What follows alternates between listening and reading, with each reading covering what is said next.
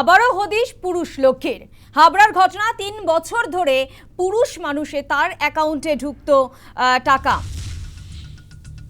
3 বছর ধরে অ্যাকাউন্টে লক্ষ্মীর ভান্ডারের টাকা। সেলাই কর্মী নিধু সরকার পেতেন প্রকল্পের সুবিধা। টাকা তুলতে গিয়েই ধরা পড়লেন আধিকারিকরা।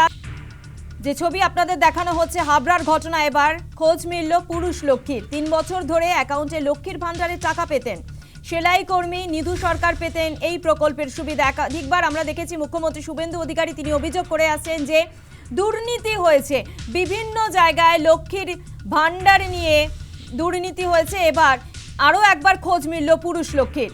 এবার হাবড়ায় লক্ষ্মী ছেলের খোঁজ।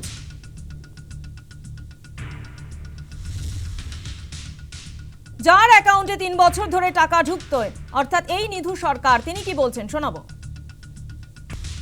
দিয়েছিলে? না না, কোনো লক্ষ্মী ভান্ডারের কোনো ফর্ম টর্ম কিছু জমা দেয়নি আমি। আচ্ছা, তোমার অ্যাকাউন্টে লক্ষ্মী ভান্ডারের টাকা ঢুকছে? হ্যাঁ ঢুকছে, এই কদিন আগে, হ্যাঁ 6-7 তারিখে আমি জানতে পেরেছি। আচ্ছা, তো কিন্তু তোমার 23 সাল থেকে তো লক্ষ্মীর ভান্ডার ঢুকছে। হ্যাঁ ঢুকছে, আমি এটা আমার মা মানে ভুলবশত কোনো লক্ষ্মী ভান্ডারের টাকা জমা দিত, অ্যাপ্লাই হ্যাঁ জমা দিয়েছে। আর আমার অ্যাকাউন্ট মানে উইশ করেছিল সেখানে। কিন্তু মহিলাদের নামে অ্যাকাউন্ট ছাড়া তো লক্ষ্মীর ভান্ডার ঢোকে না, সেক্ষেত্রে এই ভুলটা কার মনে হচ্ছে? ভুল সম্ভবত কোনো সরকারি কোনো ইসব থেকে কোনো সমস্যা হয়েছে। তোমার আই কার্ড, আধার কার্ড সব ঠিক আছে? না, আমার একটু আধার কার্ড ঠিক আছে, কিন্তু আই কার্ডে একটু সমস্যা আছে। দেখা হচ্ছে আই কার্ডে কি আছে? ওটা একটা মহিলার ছবি আছে, তোমার নাম আছে। এটা আমি অ্যাপ্লিকেশন জমা দিয়েছিলাম ঠিকঠাক, কিন্তু ভুলবশত এটা হয়ে অন্য একটা পাড়ার ছবি আমারটা চলে এসেছে।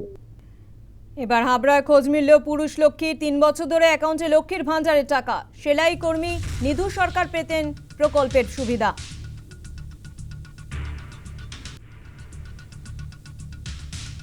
সম্ভব অসম্ভব হচ্ছে ওর মার অ্যাকাউন্ট দিয়ে জমা দেওয়া হয়েছিল। এবার ওর মা ভুল করে দেখ আর যেভাবে দেখ, খুব ব্যস্ত সেই সময় 4টে টেবিল পাতিয়ে তোমার ওই ফিল আপ করা হয়েছে লোক দিয়ে। এবার সেইভাবে যে হোক ভুলবশত ঢুকে গেছে। এবার আমার 99% ধাক্কা যে ওর মার অ্যাকাউন্টে ভুলবশত এই অ্যাকাউন্ট চলে গেছে। এইবার যথারীতি এবার আমি কিছুদিন আমাকে বলেছে যে সারা পাড়ার লোকের তুমি ঠাকুরপো করে দিলে আর আমারটা করে দিলে না। তারপরে ইতিমধ্যে মোটামুটি ওনার 7-8 মাস আগে 60 পূর্ণ হয়েছে। আমি বৃদ্ধ ভাতায় কাগজ জমা দিয়েছি, তার ভাতা পাচ্ছি। মানে ওর মা লক্ষ্মীর ভান্ডার পেত না? না, পাইনি কোনোদিন। এবার এরকম একটা কেস আমি গত পরশু শুধু খুঁজে পেয়েছি। সেটা ব্যাংকে আসতো না, হঠাৎ এসে আসলে আমরা স্টেটমেন্ট চেক করতে গিয়ে দেখেছি ওর এখানে লক্ষ্মী ভান্ডার ঢুকেছে। মানে রিসেন্ট না, এটা 2023 সাল থেকে ঢুকেছে। তো আমি সেটা আইডেন্টিফাই করে আমি আমার ব্রাঞ্চ ম্যানেজারকে জানিয়ে দিয়েছি। এবার অ্যাকাউন্ট খোলার কাজ আমাদের এখানে, আমরা অ্যাকাউন্ট খুলি, সে তার অ্যাকাউন্টটা কোথায় কিভাবে জমা দেবে, কোথা থেকে কি টাকা আসবে, এটা সম্পূর্ণ আমাদের হাতে কিছুই থাকে না। সে তার অ্যাকাউন্টটা কোন কাজে ব্যবহার করছে, কাকে দিচ্ছে আর কি পারপাস ঢুকছে, এটা শুধু আইডেন্টিফাই হচ্ছে যে ওর অ্যাকাউন্টে লক্ষ্মীর ভান্ডারের টাকা ঢুকেছে।